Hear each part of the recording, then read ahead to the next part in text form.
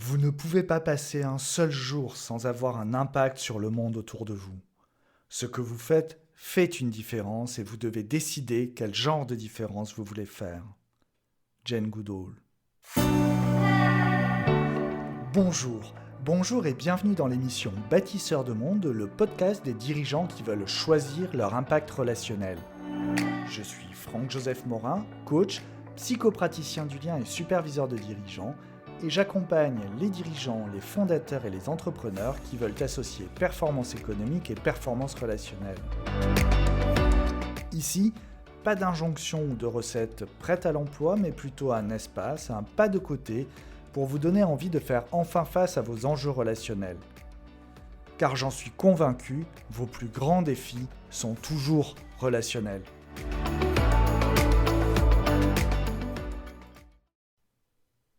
Lorsqu'Alexandre Jonvel, à la fin de son interview publiée dans l'épisode 7 de Bâtisseurs de monde, a suggéré que je fasse un épisode sur le thème de la transmission, j'avoue que les questions se sont bousculées dans ma tête. Dont la première, et pas la moindre, a été « De quelle transmission parlons-nous ? La transmission des savoirs ? La transmission des valeurs ? La transmission d'une culture ? La transmission d'une information ? D'une histoire ou d'un héritage ? Il existe tant de choses à transmettre et tant de manières de transmettre. Après quelques jours de métabolisation, la réponse m'a paru évidente.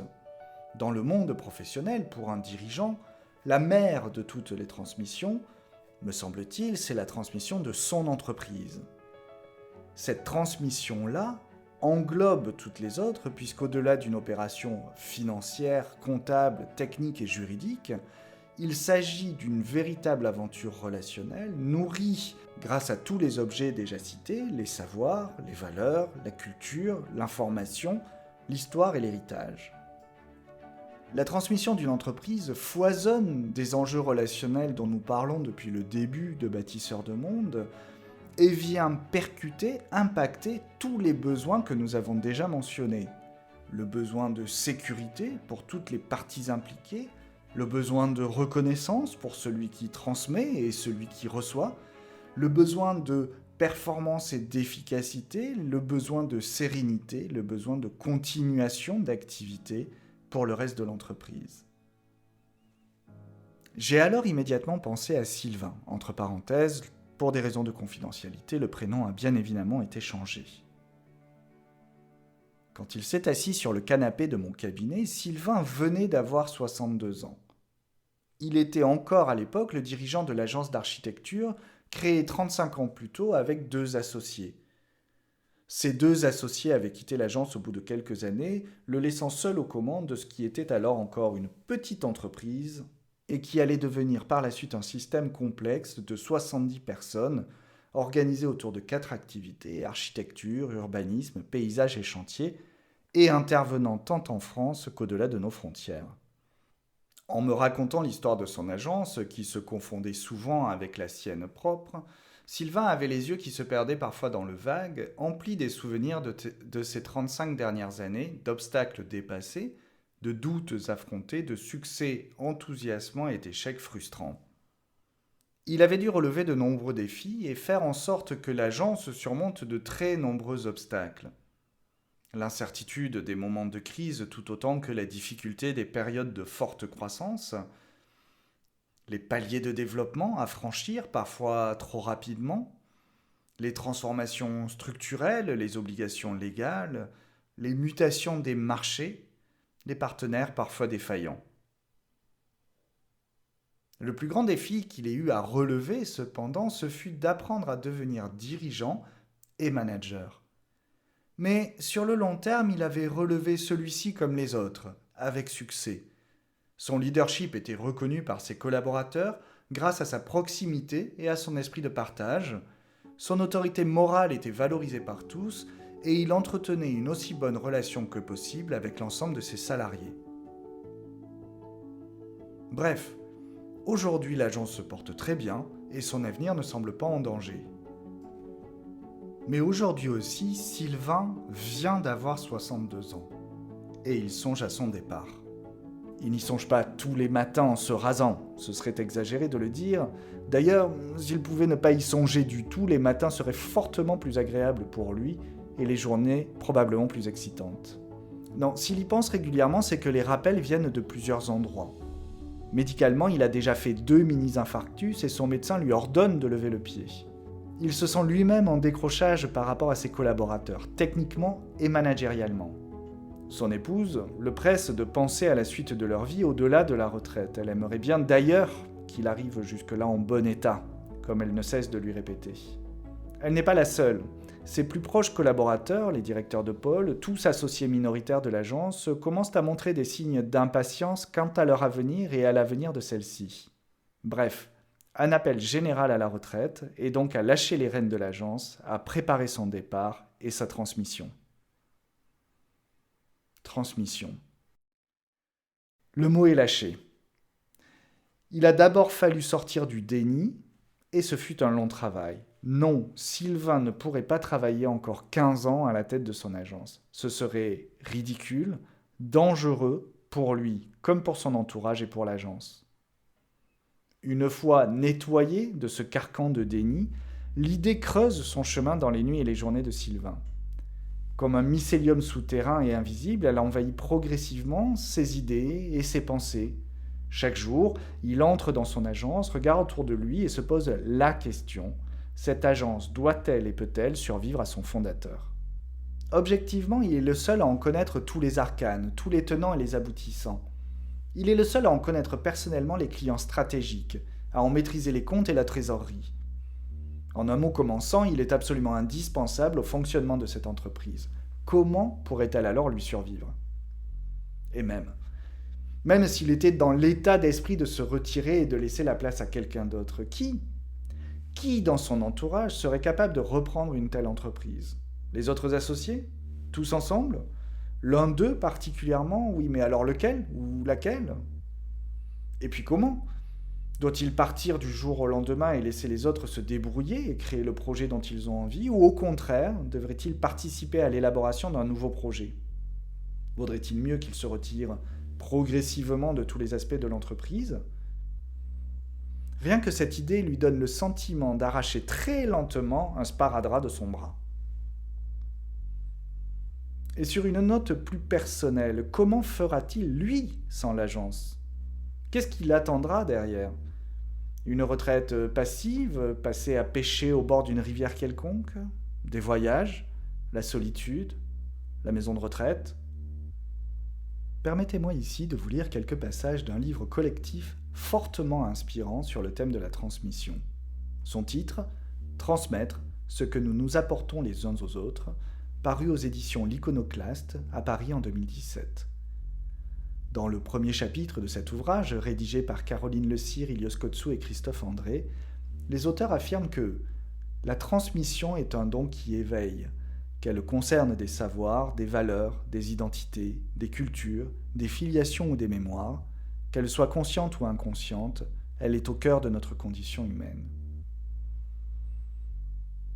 Étymologiquement, transmettre vient du latin trans et mittere, et signifie littéralement envoyer de l'autre côté ou déposer au-delà.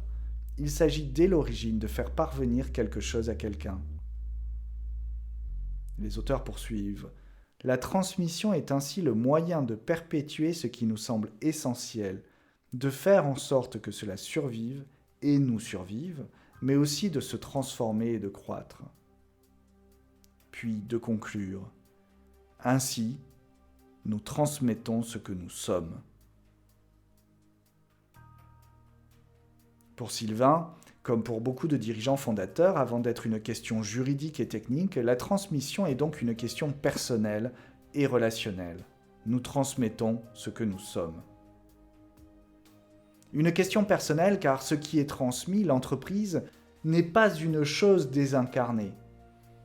Il s'agit certes d'une personnalité morale qui a sa propre existence au regard du droit et de l'administration fiscale et qui n'a en soi pas vraiment de réalité physique, mais qui ne peut exister sans le ou les représentants officiels et légaux que sont les fondateurs et les membres de la gouvernance.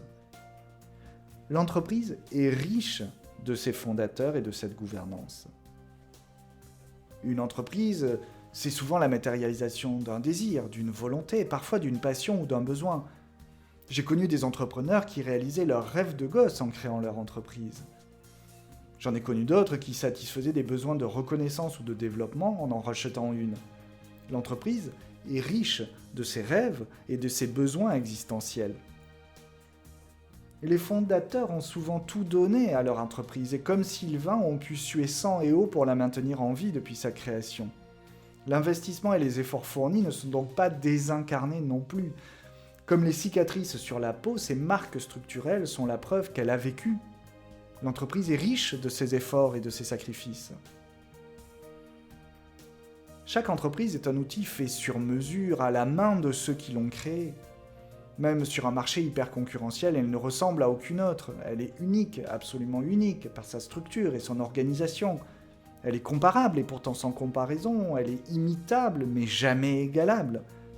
L'entreprise est riche de cette singularité.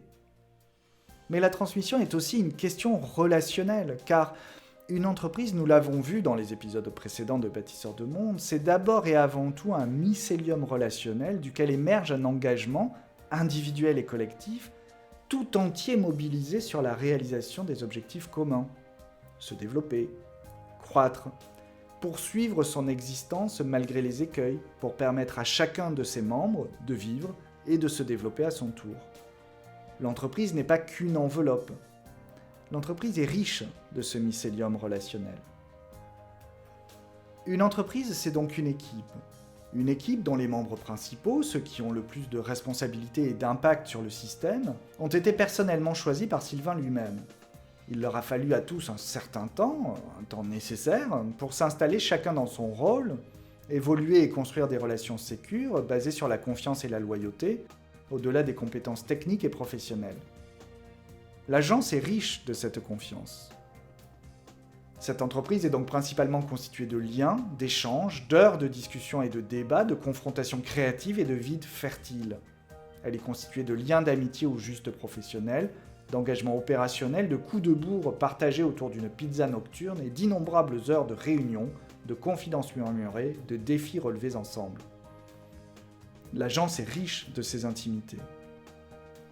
Et tous ces partages ont façonné au fur et à mesure des années la culture et les valeurs de l'entreprise.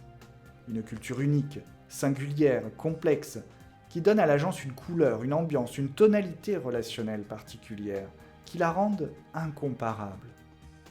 L'agence est riche de cette culture écrite dans le temps. Mais une entreprise, ce sont aussi ses clients. Elle ne serait rien sans eux. Les années s'ajoutent aux années de collaboration pour certains d'entre eux. Ils ont grandi en s'appuyant sur les compétences de Sylvain et de ses collaborateurs, en même temps que l'agence s'appuyait sur eux pour perdurer et se développer. La croissance des uns s'est faite grâce au soutien des autres dans un échange certes commercial, mais surtout nutritif et valorisant. C'est évident à dire, mais cela vaut la peine de le répéter, l'agence est riche de ses clients. Ainsi, transmettre une entreprise, c'est transmettre toutes ses richesses, et bien d'autres encore. C'est transmettre les savoirs et les connaissances qui ont pris des années à se façonner, à se ciseler pour donner une valeur unique à la signature de l'agence. C'est aussi transmettre l'énorme responsabilité de l'avenir de l'entreprise. C'est littéralement céder à quelqu'un d'autre le pouvoir et l'autorité de défaire et transformer ce qui a souvent pris une vie entière à prendre forme.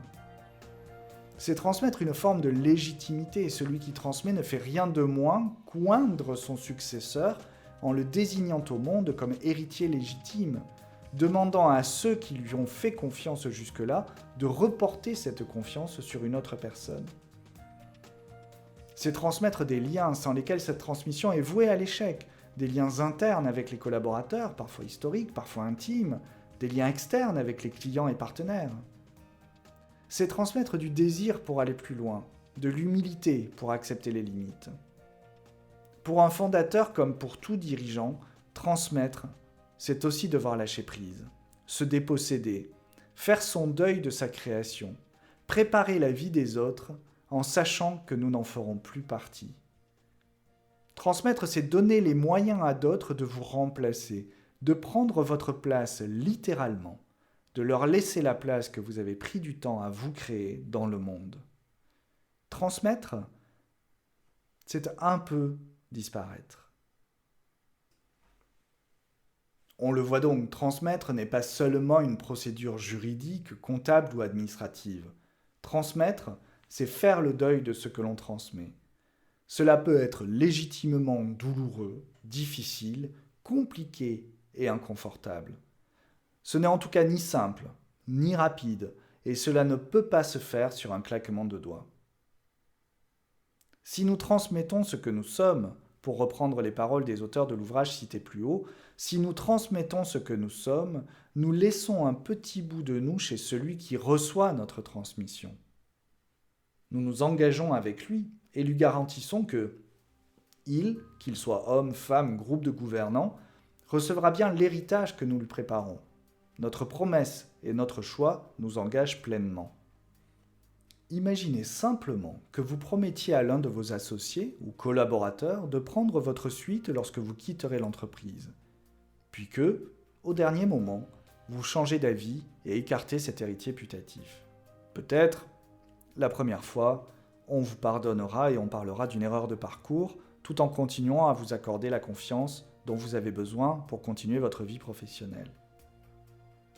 Mais si ce dysfonctionnement se reproduit plusieurs fois, ce que vous transmettez alors à votre entourage, c'est votre incapacité à tenir votre parole, la volatilité de vos engagements fondamentaux et l'impossibilité pour vous d'avoir l'humilité de concevoir la fin de votre carrière.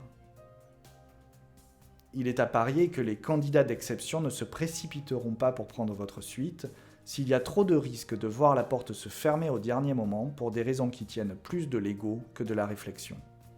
Préparer sa transmission, c'est donc déjà se préparer soi-même, véritablement, fondamentalement, intimement à transmettre. C'est aussi se choisir entre transmetteur et récipiendaire. C'est se donner le temps de se choisir. Et puis, c'est préparer les récipiendaires à recevoir. Il s'agit par conséquent de construire un système relationnel qui va autoriser la passation du flambeau progressivement et selon les capacités de chacun. C'est élaborer collectivement un processus de transmission clair, transparent et le plus public possible, structuré autour d'un plan d'action, de dates clés, d'objectifs clés et d'étapes réalistes afin d'en assurer le succès.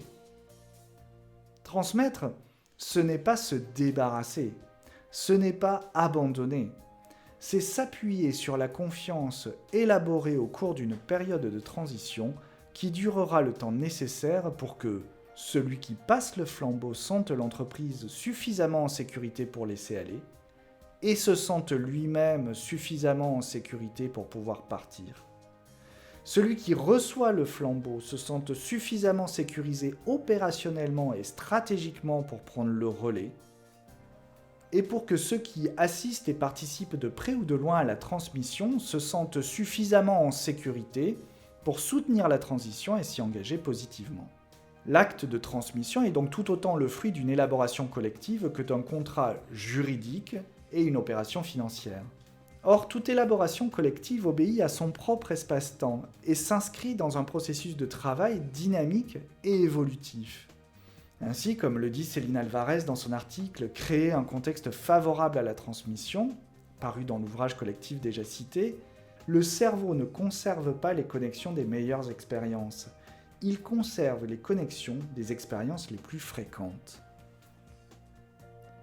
Comme tout processus, donc, le processus de transmission vaut par son exclusivité, sa répétition, sa fréquence et sa construction dans le temps. Il ne s'agit pas d'un simple tuilage de quelques jours ou bien d'une passation de dossier de quelques semaines.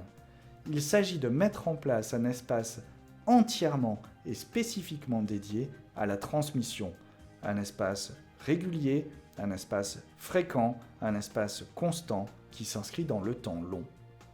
Cette bulle de transmission dans laquelle toute hiérarchie est abolie, dans laquelle toute compétition interne n'a plus lieu d'être, dans laquelle seule compte la transmission de tous les savoirs du maître au disciple et l'expérimentation par essai-erreur de ses apprentissages, cette bulle de transmission donc peut adopter plusieurs formes au cours du temps et intégrer plusieurs méthodologies en fonction des objectifs à atteindre. Il existe la masterclass, l'apprentissage supervisé sur le terrain, les travaux personnels, les réunions opérationnelles, la formation technique, le mentorat, l'accompagnement de type coaching ou supervision, individuel ou collectif, tant pour celui qui transmet que pour celui qui reçoit, afin que chacun puisse adresser ses propres enjeux et difficultés rencontrés dans le processus de la transmission. Il y a enfin les cérémonies et les célébrations à chaque étape du processus, où celui qui transmet laisse aller une partie de ses prérogatives au bénéfice de celui qui reçoit. La période de transmission est une période riche pour tous ceux qui y participent. Pour continuer à citer le livre Transmettre, les auteurs disent « Qu'est-ce qui distingue la transmission de la communication ?» Pour simplifier, on pourrait décrire la communication comme le transport d'une information dans l'espace, alors que la transmission permet de partager un contenu dans le temps, de l'inscrire dans une durée qui nous dépasse et dépasse même celui qui le reçoit. Et de poursuivre. En réalité, nous transmettons en permanence. Dès que nous sommes en interaction avec un autre être humain, avec un autre être vivant, la transmission est à l'œuvre. La transmission est donc mouvement, mouvement entre celui qui donne, celui qui reçoit et le contexte dans lequel la transmission s'opère. Une transmission d'entreprise n'est en rien différente. Elle commence dès que les différents individus qui composent l'entreprise entrent en contact. Cependant, cette transmission d'entreprise est revêtue d'une intentionnalité et bâtie sur des engagements mutuels. Elle réclame donc un cadre solide et sécure pour pouvoir se déployer et arriver à son terme, malgré tous les défis, tous les obstacles qui ne manqueront pas de se dresser sur sa route. Pour conclure, je voudrais vous citer les propos d'Idriss Aberkan, philanthrope entrepreneur et expert des neurosciences appliquées, issu d'une tribune publiée dans le cadre du colloque La Grande Mutation, proposition d'un nouveau monde, qui a eu lieu le lundi 2 juin 2014 au MEDEF. L'économie de la connaissance est une révolution. Elle est aussi différente de l'économie classique que l'était la physique quantique de la physique classique. Tout d'abord, la connaissance a deux propriétés sociales. Elle est prolifique, elle double rapidement, et elle est collégiale, chacun en possède un petit morceau. Ensuite, les échanges de connaissances obéissent à trois règles profondément différentes de celles qui régissent les échanges de capital et de matières premières. Règle numéro 1, les échanges de connaissances sont à somme positive. Si je vous donne de la connaissance, je la possède toujours, alors que si je vous donne 20 €, ils ne sont plus à moi. Serge Soudo-Platov rappelle « Quand on partage un bien matériel, on le divise. Quand on partage un bien immatériel, on le multiplie. » Règle numéro 2, les échanges de connaissances ne sont pas instantanés. Donner 20 € ou 20 millions d'euros prend virtuellement la même durée, une signature sur un chèque. Si par contre je veux vous donner la chromodynamique quantique, cela prendra du temps. Règle numéro 3, les regroupements de connaissances ne sont pas linéaires. Posséder 20 € et 20 €, c'est posséder 40 €. Mais savoir deux choses en même temps, c'est plus que savoir deux choses séparément. Regrouper du capital ne crée pas de capital, mais regrouper de la connaissance crée de nouvelles connaissances. Ces règles engendrent un monde grandiose et nouveau qui va profondément changer les rapports humains. Mais ce que j'aime le plus avec l'économie de la connaissance, c'est la structure de son pouvoir d'achat. En ce moment, nous réalisons une transaction de connaissances. Vous me lisez, je vous donne de la connaissance et vous me donnez deux choses en échange. Votre attention et votre temps. Les échanges de connaissances sont proportionnels à l'attention multipliée par le temps. En quoi cette formule a des conséquences magnifiques ? Tout d'abord, en supposant un accès équitable à la connaissance, ce qui n'est pas encore le cas, elle signifie que n'importe qui sur Terre naît avec du pouvoir d'achat dans l'économie de la connaissance. Tout le monde sur Terre ne naît pas avec 1 000 $ en poche, mais tout le monde naît avec de l'attention et du temps à dépenser. Enfin, dans quelles circonstances maximiserons-nous notre pouvoir d'achat dans l'économie de la connaissance ? Dans quelles circonstances donnons-nous toute notre attention et tout notre temps à quelqu'un ? Quand nous sommes amoureux. On n'apprend jamais aussi vite que quand on est amoureux d'une connaissance. Et l'économie de la connaissance maximise donc la productivité et le pouvoir d'achat des amoureux sincères du savoir. Nous devrions en tenir sérieusement compte dans notre éducation et dans nos entreprises.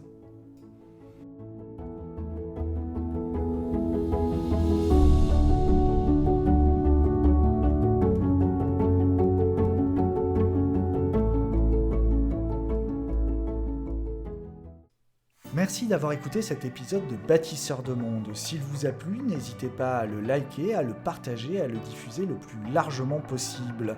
N'hésitez pas non plus à vous abonner à la chaîne YouTube Mycelium Consulting ou à Bâtisseurs de Monde sur vos plateformes d'écoute préférées. Nous pouvons également nous retrouver sur le site internet mycelium-consulting.com. Vous pouvez aussi m'envoyer un message à franck@mycelium-consulting.com pour me faire part de vos feedbacks et de vos suggestions de thèmes pour d'autres épisodes. Je vous donne rendez-vous dans 15 jours sur vos plateformes de streaming préférées en audio ou en vidéo pour continuer à explorer votre impact relationnel dans notre prochain épisode. Merci et à bientôt.